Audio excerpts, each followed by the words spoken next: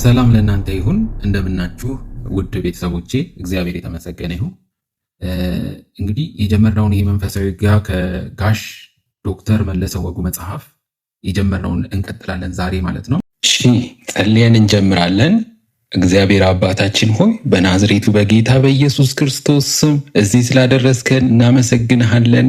መንፈስ ቅዱስ ሆይ በኢየሱስ ክርስቶስ ስም አስተምረን። ቀሪውን ሰዓት ጊዜ ሁሉ ለአንተ ሰጠን። በወደድከው ባከበርከው በልጅ በኢየሱስ ክርስቶስ ስም። እሺ እግዚአብሔር የተመሰገነ ይሁን። እንግዲህ ሰይጣን ራሱን የሚደብቅበትን መንገድ እያየን ነበረ። የእግዚአብሔር ቃል ገላትያ ምዕራፍ 5 ከ19 እስከ 21 የሰይጣን አሰራርን ለማየት የግዴታ ሩቅ መሄድ የለብንም። የግል ህይወታችንን እንደ መስታወት መመልከት ራሳችንን መመልከት። ለምሳሌ ከሚሰራባቸው አንዱ ዝሙትን፣ እርኩሰትን፣ መዳራትን፣ ጣዖት ማምለክን፣ ንትርክ፣ ክርክርን፣ ቅናትን፣ ቁጣን፣ ራስ ወዳድነትን፣ መለያየትን፣ አድመኝነትን፣ ምቀኝነትን፣ ስካርን፣ ዘፋኝነትን የሚሉትን በዛ ውስጥ ራሱን ደብቆ በዛ መጠቀም ይፈልጋል። ስለዚህ ራሳችንን የግል ህይወታችንን መመልከት እንደሚያስፈልገን እያልን ሰይጣን የተደበቀበትን ስፍራ ማየት እንድንችል ከነዛ ውስጥ ሁለቱን ዛሬ እናያለን ተባብለን ነበር ማለት ነው። እነዚህ ድክመቶችን ማለት መቼስ በድካም ጎኖቻችን በደካማ ጎኖቻችን መጠቀም ይፈልጋው። የመጀመሪያ አንድ ሁለቱን እንይ ብለናል። አንደኛው መዳራት ወይ ደግሞ ፍትወት የሚባለው ይሄ ዝሙት ጋር በተገናኘ ማለት ነው። እንግዲህ ሰይጣን ብዙ ጊዜ በዚህ ድካማችን በመጠቀም ከፍተኛ ጥቃት ያደርስብናል ማለት ነው። አይታችሁ ከሆነ እንደውም ብዙ ጊዜ ሶሻል ሚዲያ ላይ በተለይ ዓለሙ ላይ በቃ ብዙ ሴቶች ወይ ደግሞ ሴቶች ደግሞ ብዙ ወንዶች እንትን ሲሏት ወይ ደግሞ እሱም ደግሞ ብዙ ሴቶች እንትን ሲለው እንደ ትልቅ ብቃት እንደ ትልቅ ችሎታ እንደ ጠንካራ ጎን እንደ ጎበዝ የሚታይበት ዓለም በጣም ነው የምታደንቀው። በተለይ ሴሰኞችን እና ዝሙተኞችን ማለት ነው። ይሄ የሚዳሩትን ወይ በፍትወት ዓለም መቅለጥ ወይ ደግሞ ይሄ ሴሰኝነት በቃ ወይኔ እሱ እኮ ሲወዷት አንድ ሰው እኮ በቂያችን ነው። ባይዘው አንድ ሰው እግዚአብሔር በእውነት ከልቡ የሆነ የታመነ ሰው እግዚአብሔርን የሚፈራ ምናምን እኮ አንድ ሰው በቃ ብዙ ሰው እኮ ከአንድ ሰው ጋር ሆኖ ነው ብዙ ልጆች የልጅ ልጆች የሚያዩ ማለት ነው። የግዴታ ከ10 ሰው ጋር ስለሆነም አይደለም ከድካሙ በስተቀር ማለት ነው። ዝም ብሎ ድካም ነው የሚተርፉ እንጂ። ስለዚህ ሰይጣን ብዙ ጊዜ በዚህ ድካም በመጠቀም ከፍተኛ ጥቃት በብዙዎች ላይ ሲያደርስ ይታያል። በመዳራት ወይ በፍትወት ላይ ማለት ነው። አእምሯችንን በሚቀሰቅሱ ነገሮች አእምሮን ይቀሰቅሳል። ስቲሙላይ ነው የሚባለው በእንግሊዘኛ ስቲሙላንት ሆኖ በሚቀሰቅስ ነገር በቀላሉ ውስጣችን ውስጥ እንዲነሳሳ ያደርጋል። የተቃራኒ ጾታ በመዳራት በፍትወት ሰዎች እንዲወድቁ ማለት ነው። ስለዚህ ሰይጣን ይህንን በደንብ ስለሚያውቅ ብዙ ጊዜ ስሜታችንን የሚቀሰቅስ ነገር አመቻችቶ ያቀርባል ማለት ነው። በነገራችን ላይ ይሄ ስሜትን የሚቀሰቅስ ነገር አመቻችቶ የሚያቀርበው ላላገቡ ሰዎች ብቻ አይደለም፣ እንደውም በትዳር ላሉት ሁሉ ሊብስባቸው ይችላል ማለት ነው። ስለዚህ ለዳዊት ይህንን ነገር ተጠቅሞ የሚደክምበትን አቅጣጫ አውቆ ያቀረበለትን የሚቀሰቅስ ነገር ቤርሳቤህ ገላዋን ስትታጠብ እንዲያያት በማድረግ ነበር ማለት ነው። ገላዋን ስትታጠብ ራቁቷን እንዲያያት አደረገ። ያንን ዳዊት ብቻ ሳይሆን ብዙ ሰው ደካማ ጎኑን በዚህ አይነት መልኩ ሲያቀርብልን አገኘው ብሎ በለኋት ምናምን ነው። እንደውም ድራማ ላይ ፊልሞች ላይ ምናምን እኮ የሚሰራው በለኋት እኮ እሷለች ብላ በቃ ይሄ አራዳነት ዘመናዊነት በቃ እሱማ ጀግና ምናምን ተብሎ የሚደነቅላቸው ሰዎች አሉና ይሄ ዓለም የምታደንቀው። ስለዚህ ዳዊት ይህን የሰይጣንን ተንኮል መሆኑን ስላላወቀ በቀላሉ ዘሎ ወጥመድ ውስጥ ሲገባ እናየዋለን። ጭራሽ የበዛ ነገር ውስጥ ህይወቱ፣ ቤተሰቡ ሁሉ ሲመሰቃቀል ብዙ ነገር ውስጥ ሲደርስበት አይተናል። ስለዚህ የሰው አእምሮ ንጹህ ያልሆነ ሐሳብ የማሰብ ዝንባሌ እንዳለው የክፉ ዓለም የወደቀው ስጋችንን በደንብ ያውቃል። ወደ አእምሯችንም ብዙ ሐሳቦችን ይወረውራል። በተለይ ዲያብሎስ ሰይጣን ማለት ነው። ይሄ ደግሞ ደካማ ጎን አለን፣ ተፈጥሮ የወደቀ ማንነት አብሮን ያልተለየን አለ። ከዛ ላይ ደግሞ አስቧችሁታል የሚጨምረው የዲያብሎስ የጨለማው ዓለም የሚጨምረው ሐሳብ አለ። ሌሎች የሰውነት ክፍሎቻችን የሰይጣንን ሐሳብ በተግባር ለማዋል የሚተባበሩ እንዴት ነው? ከአእምሯችን በሚተላለፍላቸው ትእዛዝ መሰረት እኮ ነው አይደል እንዴ? መቼስ አእምሮ ሳያዝ እኮ የሰውነት ክፍል አይነሳሳም፣ ስሜቱ ፍላጎቱ አይንቀሰቀስም። መጀመሪያ ምንድነው በአይንም በተለያየ መልኩ ወደ ውስጥ የሚገባው አእምሮ መቆጣጠር አለበት። ሰው አእምሮ ካልተቆጣጠሩት ሰውን ማሰር አይቻልም። ሰውን በክፉ መንፈስም መያዝ አይቻልም። በክፉ ነገር ጥሎ ያ ሰው ሊወድቅ አይችልም። መጀመሪያ አእምሮን ሊቆጣጠር ያስፈልጋል። ለምሳሌ እጃችን ወደ ስርቆት የሚዘረጋው ትዕዛዙ ከአእምሯችን ሲመጣ ብቻ ነው። ልክ እጃችን ያሉት እሳቸው ይሄ ክፍል እየተወራ ያለው ስለ ዝሙት መዳራት ነው። እጅ ለማለት የተፈለገው ያው ይገባቸዋል፣ ቀጥታ በእንትን ማለት አይደለም። ከዝሙት ጋር መገናኘት ቀጥታ ቃሉ መጠቀስ ስላልፈለጉ ነው። የብልት አካሎቻችንን ብዬ እኔ ባስተካክለው ጥሩ ነው፣ እሳቸው ያልደፈሩትን። ስለዚህ በብልት አካሎቻችን ትዕዛዞች የሚመጡት ከአእምሮ ሲመጣ ነው። ይህ ለምሳሌ እኔ ይህንን ድምጽ ማስተላልፈው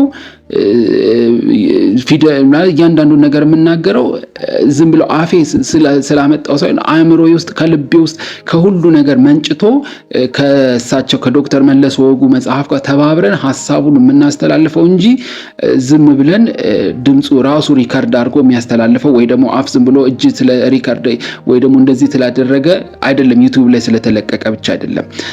ሰውን የሚያንቀሳቅስ ሞተር የሰው አንጎሉ ነው እንደሆነ ስለሚታወቅ ነው ሰይጣን አእምሮአችንን በቁጥጥር ስር ለማዋል ከፍተኛ ተጋድሎ አድርጎ ሰዎችን በዝሙት በምን እየጣለ ያለው ማለት ነው።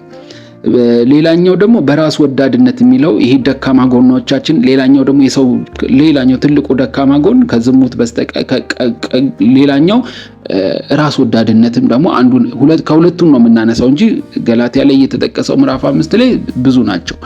ነገር ግን ሌላኛው ደግሞ ይሄ ራስ ወዳድነት የሚለውን እስቲ እንየው። ደግሞ ከማንኛውም ድክመቶች የበለጠ ሰይጣን ሰው ራሱን ወይ ደግሞ ሰይጣን ራሱን የሚደብቅበት ስፍራ ቢኖር በራስ ወዳድነት በሰው በራስ ወዳድነት ባህሪ ውስጥ ነው። የሰው የራስ ወዳድነት ባህሪ ውስጥ ሰይጣን ይደበቃል ማለት ነው። ስለዚህ ራስን መውደድ ኖርማሊ ራሳችሁን ጥሎ አልተባልንም። ሰው ራሱን ሲጠላ እኮ ሰውነቱን ለማይገባ ነገር ውስጥ ያረግና እግዚአብሔርን ያሳዝናል አይደለ? ሰው ራሱን የሚጠላው እኮ ሰው ራሱን እንዲጠላ መጽሐፍ ቅዱስም አያዝም። ሰው ራሱ መጥላት አለበት አይባልም።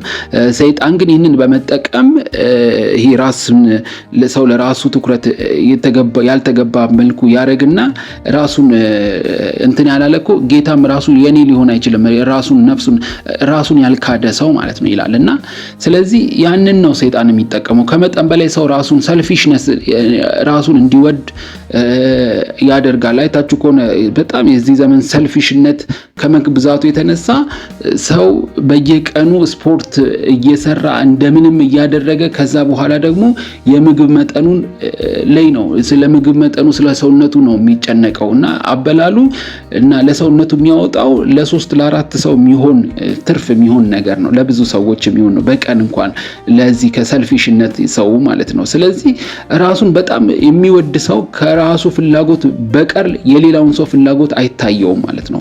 ትልቁ ጎሉ ራሱ ነው የሚሆነው። እሱን እስከተመቸው ድረስ ሌላው ቢረገጥ ሌላው ቢጨፈለቅ ሌላው ግድ የለውም የፈለገ ቢሆን።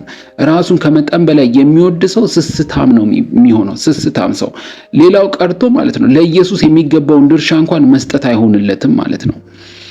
እሺ ሰይጣን የሚጠቀምባቸው የሰው ድክመቶች እነዚህ ብቻ አይደሉም። አሁን ከላይ ያነሳናቸው ሁለቱን የዝሙት የመዳራት ሴሰኝነትን ብቻና ራስ ወዳድነትን ብቻ ሳይሆን በጣም ብዙ ናቸው።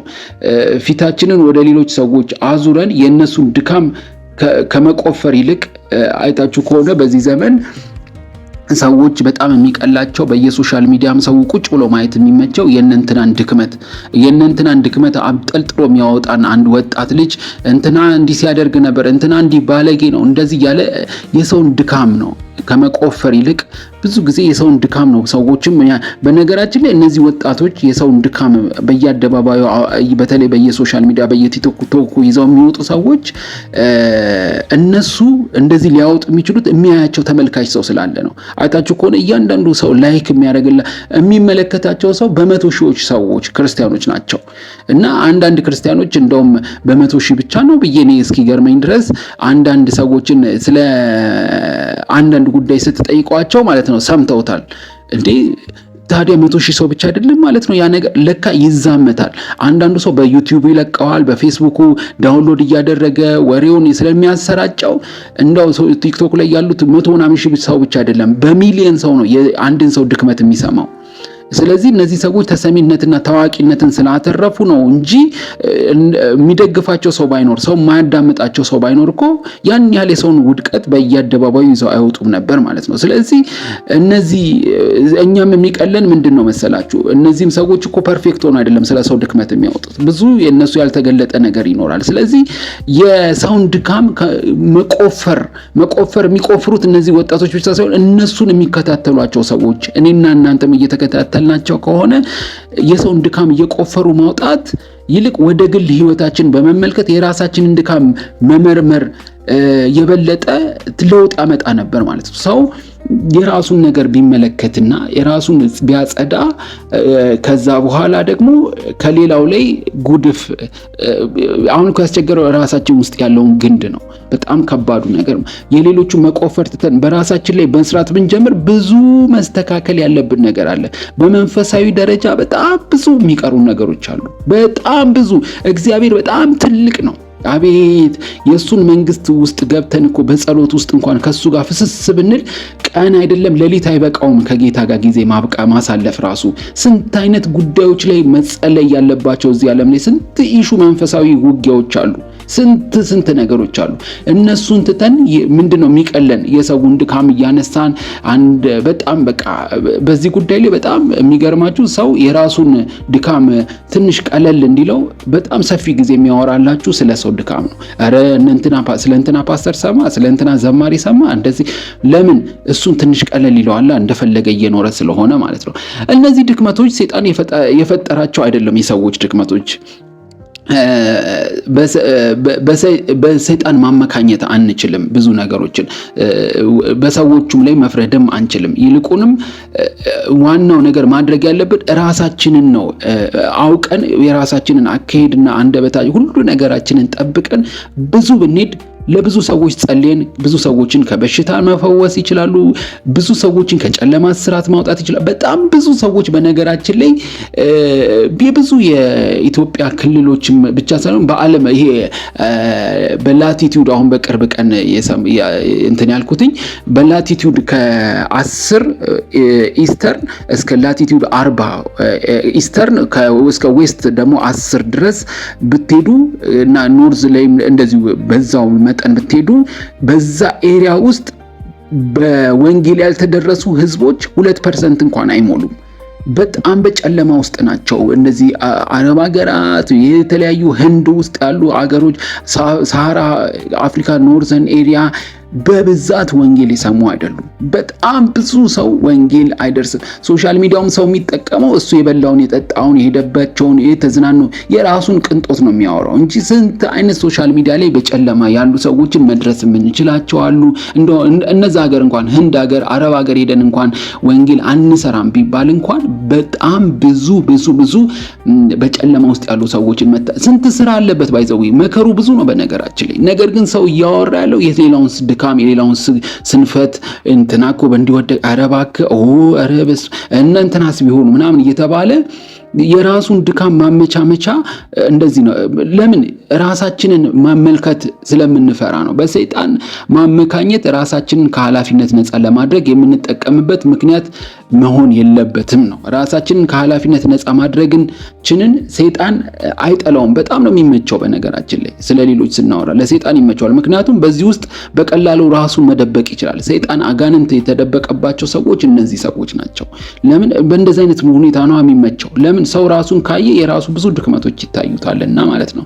እግዚአብሔር የተመሰገነ ይሁን። የዛሬው ጥናታችንን በዚህ እንጨርስና የሚቀጥለው ቀን ጌታ ቢፈቅድና ቢረዳን ነገ ደግሞ ሰይጣን ልክ ሲያጠፋ ልክ በማጥፋት ተግባር ላይ እንዳለ መያዝ የሚቻልባቸውን ነገሮች ብለን በዛ ርዕስ እናያለን። እግዚአብሔር የተመሰገነ ይሁን። ሰላም ሆኖልኝ እስከዚህ ድረስ ያደረሰን ጌታ ስሙ የተባረከ ይሁን። የምንኖርበት ዘመን ሰይጣን እንቅስቃሴው እንዴት ነው፣ አሰራሩ እንዴት ነው ብለን በተለይ እኛ ውጊያ አለብን። ሁላችንም ውጊያ ውስጥ ነው ያለነው። እንዴ የተኛን ሰዎች አይደለንም፣ ውጊያ ላይ ነው ያለነው። በጣም ነቅተን መንቀሳቀስ ባለብን ሁኔታ እንድንንቀሳቀስ እግዚአብሔር ይህንን ትምህርት እንድንማር እድል ሰጥቶናል። መንፈሳዊ ውጊያ በሚል በዶክተር መለሰ ወጉ እግዚአብሔር ዘመናቸውን፣ ህይወታቸውን፣ ኑሯቸውን፣ ትዳራቸውን፣ ልጆቻቸውን፣ አገልግሎታቸውን፣ ሁሉ ነገራቸውን በጌታ በኢየሱስ ስም እግዚአብሔር ዶክተር መለሰ ወጉን ይባርካቸው፣ ጸጋውን ያብዛላቸው። እናንተም እዚህ ጋር እያዳመጣችሁ ያላችሁ ወንድም እህቶች በጌታ በኢየሱስ ስም እግዚአብሔር ይባርካችሁ፣ ጸጋውን ያብዛላችሁ። ጌታ ከእናንተ ጋር ይሁን። በነገር ሁሉ በኢየሱስ ስም ተባርካችሁ ለበረከቱ ነው። አደራ በጌታ ፍቅር መላችሁ ሰብስክራይብ፣ ሼር፣ ላይክ፣ ኮመንት ብታደርጉ ለብዙዎች ጋር መድረስ ይችላል። ሼር አድርጉት። ላይክ በማድረግ ሌሎች ጋር መድረስ ይችላል። በተረፈ ግን እኔንም እግዚአብሔር ስለረዳኝ በእውነት እግዚአብሔርን ከልቤ አመሰግናለሁ። የረዳኝ አምላኬን አመሰግነዋለሁ። እናንተንም ጌታ ባላችሁበት ቦታ በጌታ በኢየሱስ ስም ባርኮ ለበረከት ያድርጋችሁ። በጌታ በኢየሱስ ስም በዚህ ትምህርት እግዚአብሔር በብዙ እያነቃኝ እንደሆነ አምናለሁኝ። ሁሉ ደግሞ ሲሆን ክብሩ ተጠቅልሎ ለሱ ለእግዚአብሔር ይሁን። ኢየሱስ ክርስቶስ ጌታ ነው። ዶክተር መለሰ ወጉንም ባሉበት ቦታ እግዚአብሔር በኢየሱስ ስም ይባርካቸው። እግዚአብሔር ሆይ እናመሰግናለን። በጌታ በኢየሱስ ክርስቶስ ስም ጌታ በቅርብ ይመጣል። ኢየሱስ ጌታ ነው። እግዚአብሔር የተመሰገነ ይሁን።